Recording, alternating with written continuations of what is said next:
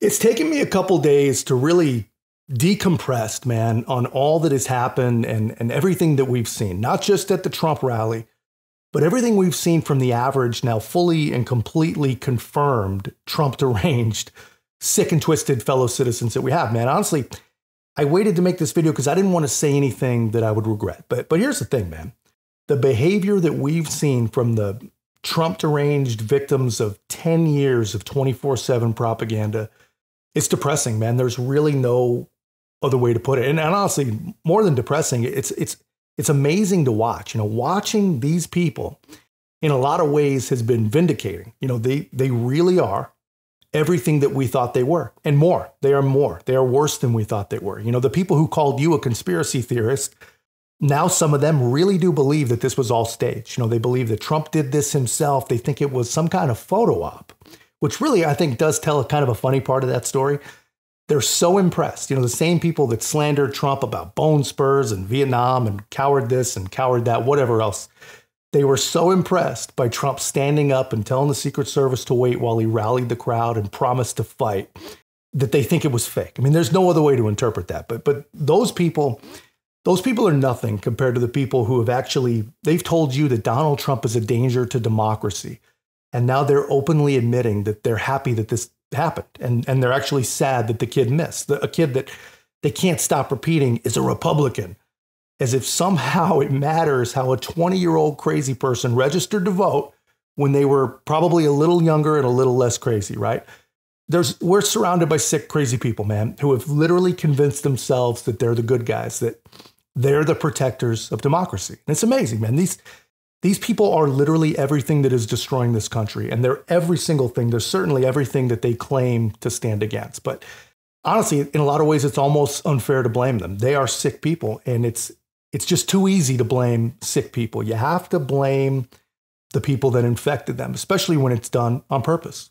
Of course, Trump is a Nazi time again. Let's deal with Hitler, okay? I don't think it's hyperbolic to say that. I mean, that is Mussolini, Hitler-like language. Trump's affinity for Hitler was always covered under an umbrella of his stupidity. Echoing Hitler's words. Listen to this. Well, Hitler was duly elected. That's right. Echoing the hateful rhetoric of Adolf Hitler. It echoes Hitler. That's the kind of language Hitler used in Mein Kampf. About vermin and Hitler and Mussolini. That's a horrifying clip. That's a fascist clip. Just going full on Hitler. From Hitler's Germany. We just need to say, for the record, that the term vermin was really effectively used by Adolf Hitler. Echo dictators like Hitler. With language evoking authoritarian figures like Adolf Hitler. Donald Trump parroted the autocratic language of Adolf Hitler. Talk about the brilliance of Hitler's generals. Correct. General Kelly, yes. Here, if there is anything funny in any of this, here's one of the funny things. You know, you would think that after almost a decade of calling the man Hitler, calling him a Nazi, saying he's the most dangerous person on the planet, basically. Now that he's been shot, what must it be like to be one of these brainwashed, vote blue, no matter who type people, seeing every single politician that they adore wishing Trump well, you know, wishing him a speedy recovery? Obviously, no one serious, no one reasonable believes the garbage, right? If they believed it, you would not have politicians praying for a speedy recovery of the modern era's Adolf Hitler, right? You wouldn't have it. You wouldn't have Benny, the guy from the January 6th garbage, firing his staffers because they said they wished that the guy hadn't missed. You know, the only people that believe the lies, you know, the only people that believe that democracy is in danger or whatever, are all the just half-witted victims of our media, you know, and these are the people responsible, you know, but it didn't take them long. You know, people are literally still in the hospital right now. And the same media that brought you all that vitriol, they say it's Trump's rhetoric. Now they're saying it's Trump's rhetoric and your rhetoric that actually are responsible. Also, George, we have to point out, no matter who the shooter, what the shooter's motives were, no matter who the shooter is, you are going to hear conspiracy theories going forward. No question about that. But as you point out those statements from J.D. Vance and Vivek Ramaswamy, of course, President Trump and his supporters have contributed to this violent rhetoric as well. Well, absolutely, George. We were just looking back this morning at some of the things that former President Trump has said. He warned last March of potential death and destruction if he were charged by the Manhattan District Attorney. Our country is being destroyed as they tell us to be peaceful. Trump in January warned of bedlam in the country if the criminal charges against him succeeded. And of course, in March, he said, now, if I don't get elected, it's going to be a bloodbath for the whole. That's going to be the least of it. It's going to be a bloodbath for the country. That will be the least of it. He said he was partly joking and that was taken out of context. But those are indeed his words. And you have heard it from supporters as well. And supporters are certainly in some parts angry. And let's remember January 6th. In so many ways for the campaign, January 6th will probably be in the background after yesterday's event. This is a very difficult time for this campaign. I'm sure this week in Milwaukee that President Trump will highlight this, and President Biden is going to have to figure out how to go forward with his campaign and what exactly they say. Martha Raddatz, thanks very much. We have to remember January 6th, she says. And just the way she says it, man, it's as if people have it coming. Donald Trump has it coming. We've got it coming. But of course, man, this is who these people are. They will never, ever take responsibility. They'll never look inward. They'll never even think that there are consequences for their bogus, incendiary, just slanderous narratives that they're constantly pushing. They will never, ever think about the way that they literally poison people's minds to the point that they go out and they do something that will literally change the world. And don't make any mistake, this is going to change the world. We're very, very lucky. I mean, thank God that it will not change things in the way that it would have had this been a different outcome. But this is going to change everything. I mean, and regardless of what this kid's motives were, you know, what the world sees, what every reasonable, critically thinking person sees is a Donald Trump that has been literally lied and demagogued about since day one. Impeached for a boring phone call, impeached for supposed involvement in a riot that they've labeled as an insurrection, dragged through court for 8-year-old business misdemeanors in New York, in Georgia, dragged through court for another boring phone call, in D.C. for the very same insurrection riot, and in Florida for documents that the government literally shipped to him before raiding his house to get them back. And of course, confirmed this morning, the government just can't pick any lefty off the streets and give them millions and millions of dollars to become a political hatchet man. I mean, the world sees all this, man, and they see the very same guy drag himself off of the ground after being shot in the ear, bullets whizzing by his head, and defiantly yell that we're going to fight. And regardless of anyone's spins, you know, regardless of anyone's motives, regardless of what the same media that is responsible for all of it, no matter what they say, that is what people see, because that is the reality, man. But the same media that I say are responsible, they're not going to tell you an accurate story. And I mean, just look at some of the headlines that were coming out. You know, some of them just, there were many, many hours after an attempt on Donald Trump's life. One was, Trump says he was shot, as if because it's Donald Trump, it's likely that it didn't happen. I mean, they can't help themselves, right? Another one, Trump removed from stage after loud noises startle him. I mean, what freaking planet are these people on? How about this one, man? Trump's speech interrupted by Secret Service. I mean, these are not serious people. Every single one of those outlets has actual journalists that were there and on the ground. You know, literally, they're there waiting for Donald Trump to say something that they can twist and they can use to make people do crazy things, make people think crazy things, you know. And these people know exactly what happened, you know, and more importantly, they recognize their part in it, I believe. And I think they knew that they had to soften the moment as much as they could. And then, of course, after they soften the moment, after it dies down or whatever, now comes the victim blaming like only the left can do. And then the biggest threat that officials are telling me tonight is in the form of retaliatory violence. Sam, you're taking me to exactly what I've been underscoring and is frankly very concerning in the rhetoric we are seeing at this hour already. We are seeing some Republican lawmakers come out with statements directly drawing a line between the shooter, whose name we do not know. We do not know if he's a lone actor or was somebody else, but drawing some connection to the government. We have nothing to base that on at this hour. At this hour, leading officials within the U.S. government still don't know what transpired. And it is frankly unpatriotic at this moment to be stoking the flames when we know that we are sitting on a cauldron of tensions. We know that tensions were already high before this incident, and the counterterrorism officials and Homeland Security officials that I've spoken to in the last few hours are deeply concerned that this event will be used as a rallying cry to launch attacks against individuals associated with the Biden campaign and lead to broader domestic distress. So right now, the goals are to investigate the incident, both the perpetrator and the security failures, as well as to try to tamp down any tensions that may arise coming out of it. Now, in this country, there is the First Amendment. And what we're seeing on Twitter, while it is First Amendment protected activity, I will say again, is unpatriotic in the sense that we know that this kind of rhetoric has a nexus to violence. We saw that on January 6th. We saw that in the attack against Nancy Pelosi's husband and multiple other instances. Just think about what you're seeing here. Donald Trump was still in the hospital, and these people were on air telling their viewer victims that the real threat we're facing right now are the right-wing lunatics that could retaliate or would retaliate or whatever. And they still can't find their way to actually cover the Republican response accurately. No one alleged that the government had anything to do with it. Every single person alleged that the left-wing insane rhetoric that leads mentally ill people who never took civics to believe that if Donald Trump isn't stopped, that the world is going to end. You know, democracy will end, their rights will end. Everyone agrees that that is what is responsible. And honestly, that's undeniable, man. I mean, yet here these people are still stoking the flames even more, right? The real fear is right-wing retaliation.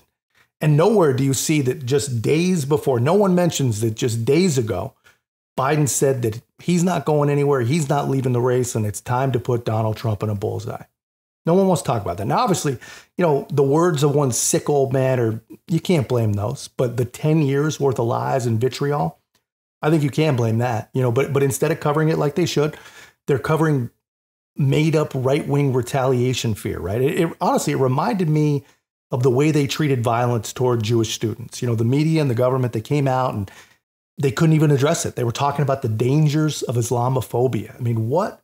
Just look at all this stuff. What planet do these people actually live on? This is why no one trusts them. This is why they are losing in every possible way. And this is why they're getting desperate. And this is honestly, this is why the liberal corporate media, they couldn't actually cover this stuff accurately. This is how it should have been covered. This is how actual journalists who take their place in society seriously actually covered it.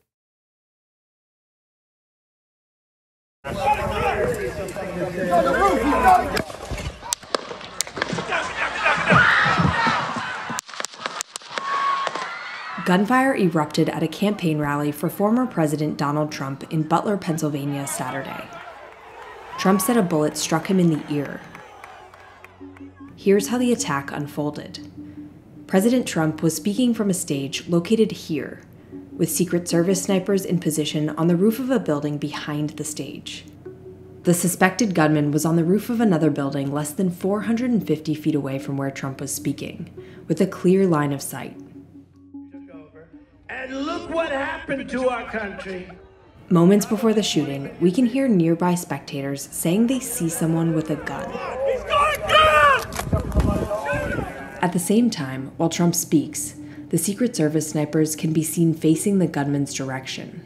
We see the agent on the roof pick his head up just before shots ring out at 6:15. Secret Service agents rush to pull Trump to the ground.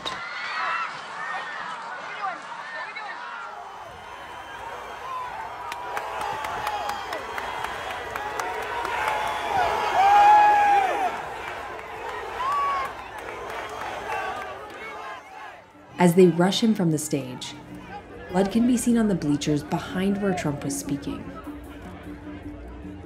A spectator was killed and 2 more were critically injured at the event. The suspected gunman, 20-year-old Thomas Matthew Crooks, was shot and killed.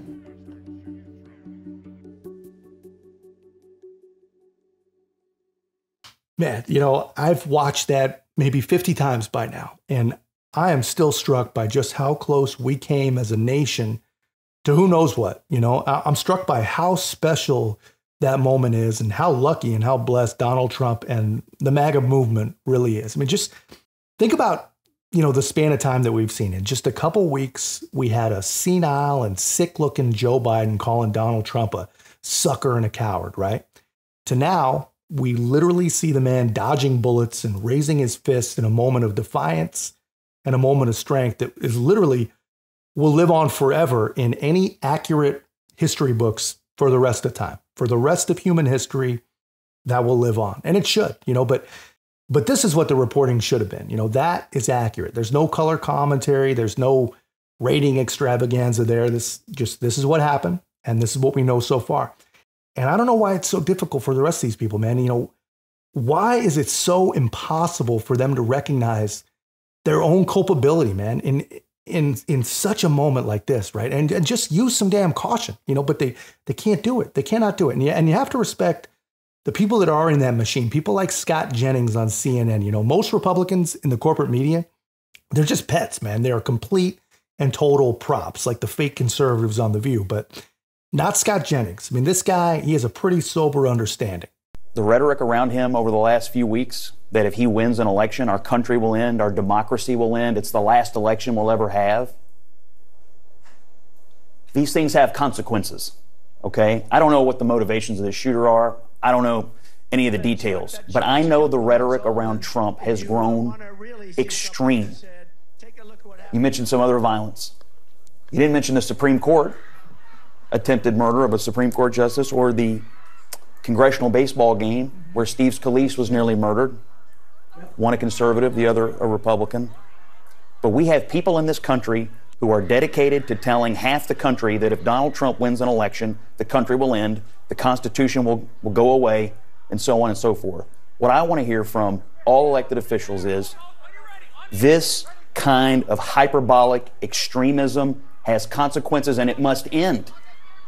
Yes, we're all shocked, and yes, political violence has no place. Where does it come from? It's got to stop. But we're also hearing from Trump very, very strong statements of condemnation of Biden, the worst president, the most dangerous president, and all of that. He's speaking very, very strongly against President Biden. Who's in the hospital? Well, we do. This is an assassination. Look, I agree with you. You say calm things down. I agree. Both sides should calm things down. This moment is, if there was, if we, what other wake-up call could there be for everybody in this country right now? I am mortified. I mean, this will live on forever.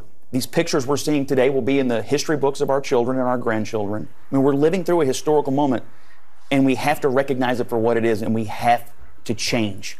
You have to cool the rhetoric on both sides. We have to change. Because it's really dangerous, and it foments what we've just seen over the past couple hours or so. And it's a really, really scary situation. You want to add a point there? No, you just said it, Wolf. Scott, your point is so well taken that the escalation of rhetoric is something that, if you just look back in history, it doesn't take a lot to dig and find that people take cues from not just leaders, but from people around them.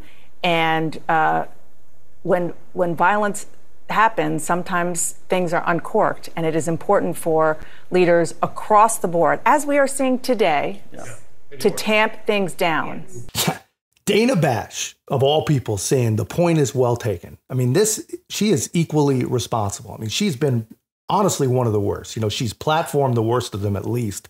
She's let people like Nancy Pelosi, AOC, just anyone who wanted to come on, just lie and just spew their, talking point after talking point after talking point.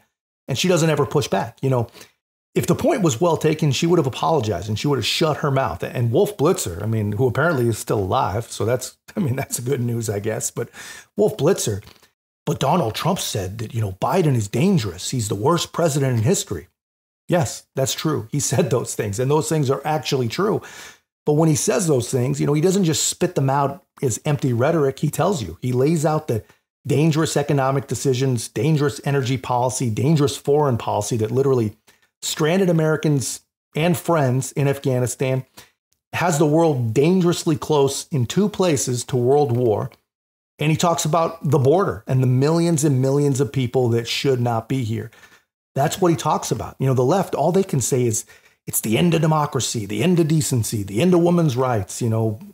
These are not the same thing. not by a freaking mile.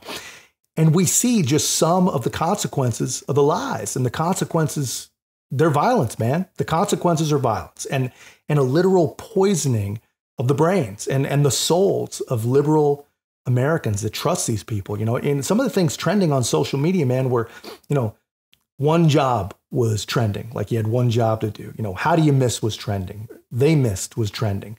There are sick people in this world, man. And the funny thing is, you know, these people, they're the ones claiming that they stand with Joe, that they're riding with Biden because he's a good and decent man. These people are frauds. I mean, every single one of these people are frauds. Not only is Joe Biden provably not a good or decent man, but these are not good or decent people, not even close. That shit was more staged than a Tyler Perry production of Madea Runs for President. I lived in Harlem long enough to know that gunshots do not sound like making popcorn on the stove. Pop, pop, pop.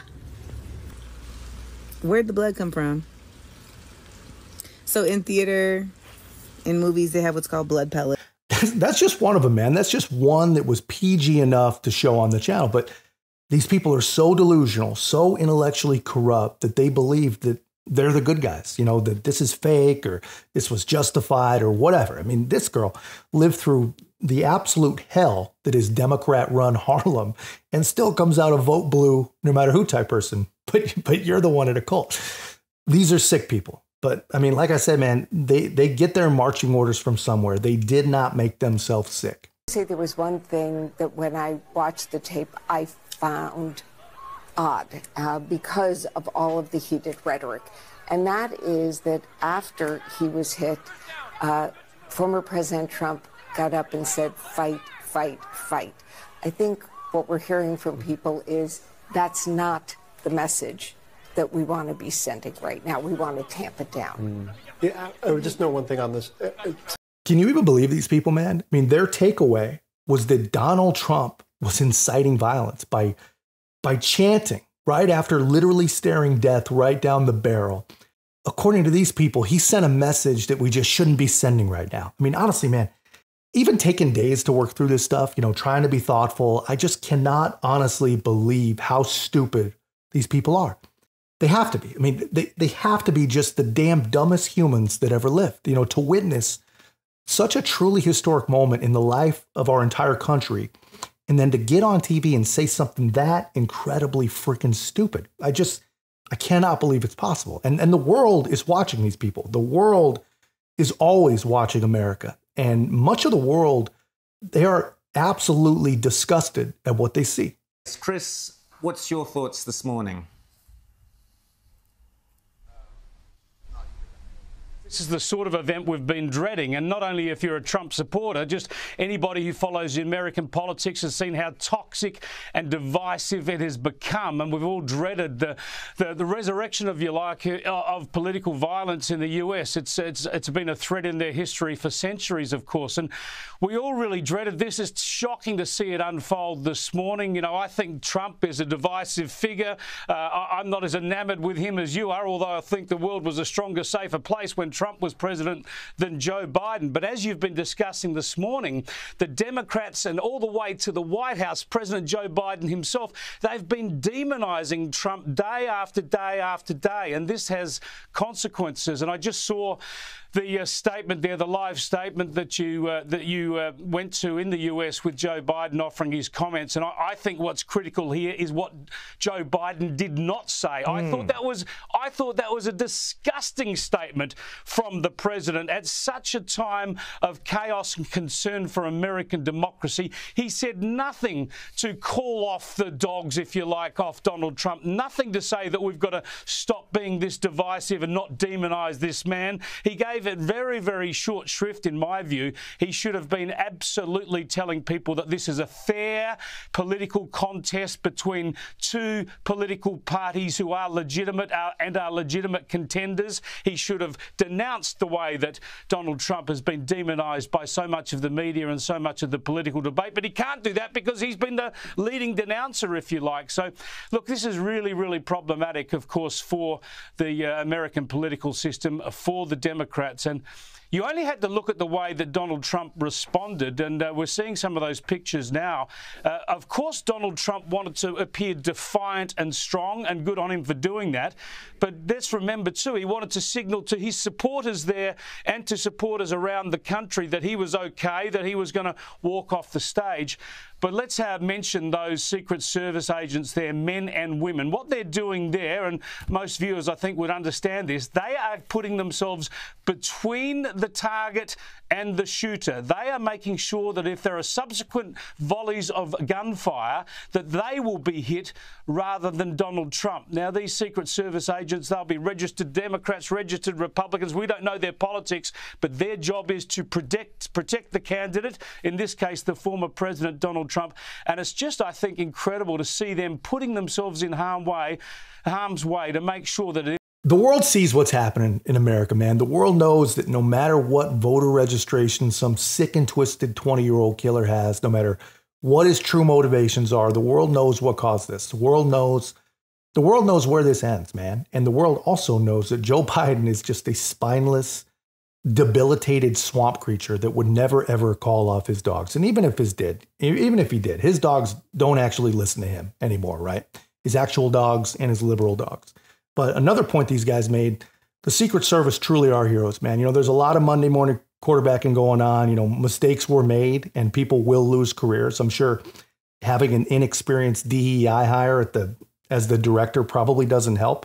And let's be honest, I mean, there were monumental mistakes, right? But those are topics for other videos, other discussions. I mean, the pure bravery of the actual body people, that can't be downplayed, man. They ran towards it, man. And you've got to thank those people for that. You've got to give them all the credit in the world for that. But so there is some good news here, right? There are some silver linings. You know, we get to see what people really are made of. We get to see essentially every sane person unite around Donald Trump.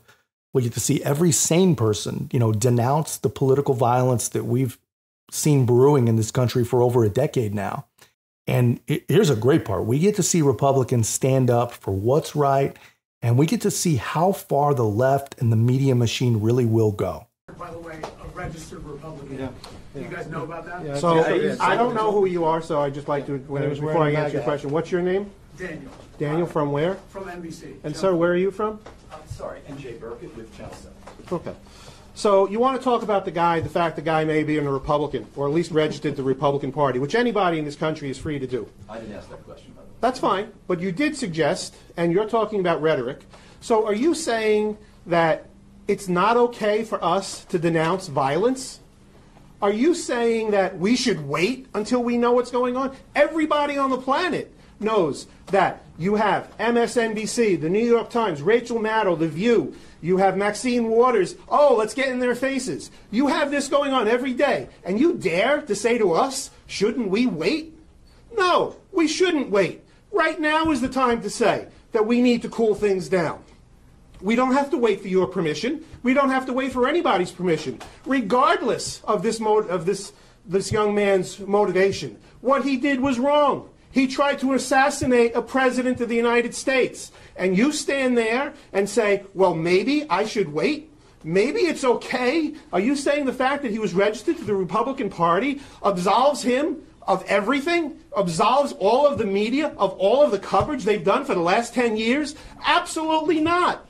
That is a pathetic question, and I think you guys should be ashamed. I mean, I don't know you personally, but it's pathetic that you would even suggest that he's a Republican, therefore everything is okay, when you have social media, you have control of the media, you talk about the laptop, you talk about Russian collusion, all of that we have to forget, because maybe this guy was registered or is registered to the Republican Party. You should be ashamed of yourselves. I don't think what he's saying is that. I think what they're saying is, when he says they did it. Yeah, they did it. They did it. You don't know that. It's what I'm saying. He knows who he is. It's what I'm saying. Listen, I take all these DEI classes, right? And in the DEI classes, they say that it's not what the question is. It's how the person who perceives the question takes it.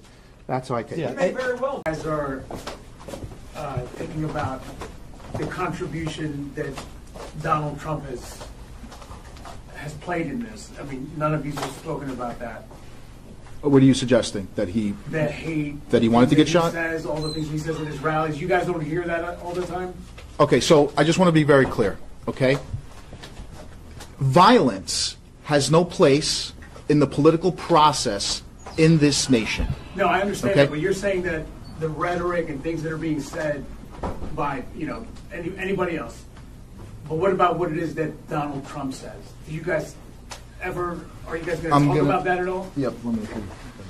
It is bizarre that you would say that the person who got shot in the head, his rhetoric was responsible, as though there's some justification for bad things being said to shoot someone, the leading candidate for politics, in the head.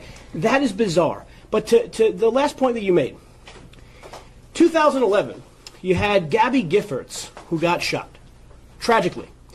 And the media, and I'm not sure if Channel 7 did or any other network, but the media, by and large, put together a fact pattern that a woman from Alaska who had a PAC in Washington, who some staffer put bullseyes on a map saying these are the districts we're going to target, was responsible. The leading newspaper of record, the New York Times, editorialized. It was just in court. Right? So to imply that there's no rhetorical cause and effect that motivates crazy people to do things is absolutely bizarre. I woke up this morning to the Staten Island Advance with a bizarre headline today, 6 a.m.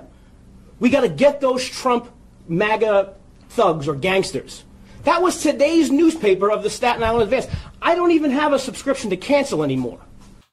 We have some seriously stupid and seriously evil people walking among us, man. And with all these people everywhere, man, I mean, they're everywhere, but I have to show you someone that actually restored some of my faith, and I wish that I would have seen this guy later. I wish it wasn't one of the first people I saw. It would have been nice to see him last, but Cenk Uygur, man, of the Young Turks, a guy I really didn't care for, rarely agree with, and I just thought was a pretty slimy guy, honestly. He's very, very Trump deranged, but his take was honest, it was genuine, and it was so right. And I got to be honest, man, I was impressed. This is the response that every human should have. And he's one of the literal kings of the left. And I wish that there were more leftists just like this guy.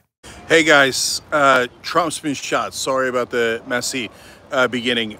He was at a Pennsylvania and he was at a rally in Pennsylvania. The former president was shot in the ear. We can't tell how badly he was shot. We can't tell what kind of weapon was used. When he got up, he was bleeding from the ear, but he seemed perfectly fine. He's not dead. He's fine. But you hear the shots ring out. You see him grab his ear. We'll have the video soon for you guys. And then he goes down. Secret Service surrounds him. Everybody's screaming. And then they surround him with Secret Service. He rises up. And you see him, and as they're taking him away, you see blood on his face and ear, and then he holds up like his fist and pumps it like he's okay and don't worry.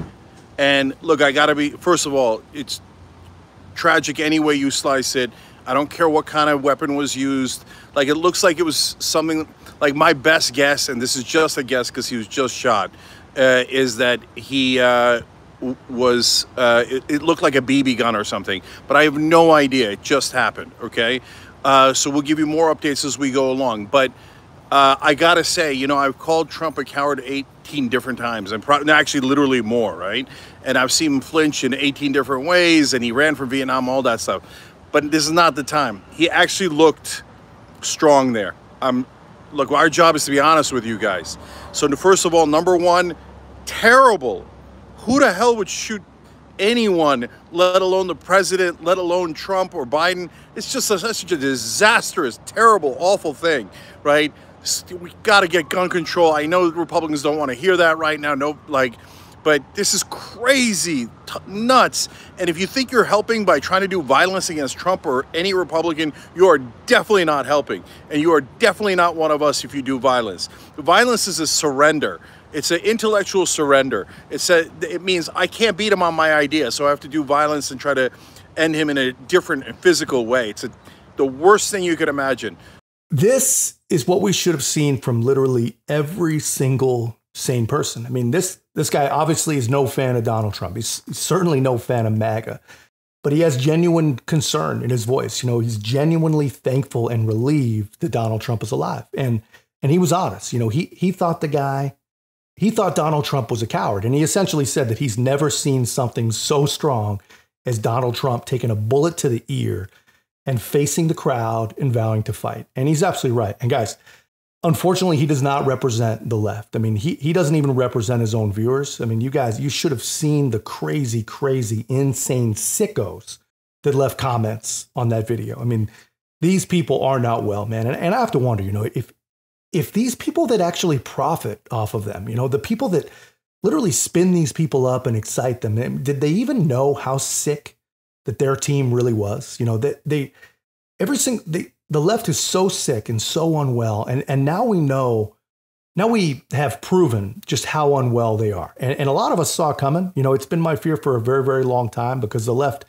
the machine, you know, the system has tried every single thing they possibly could to destroy Donald Trump. But every single thing they've done has only made him stronger. And finally, someone actually tried it. And amazingly, thankfully, only by divine intervention, fate, whatever you want to call it, whatever you believe you saw, even that has made Donald Trump stronger. But it wasn't without cost. You know, there are people still injured, people still in the hospital. A man named Corey Camperatore was killed, a firefighter.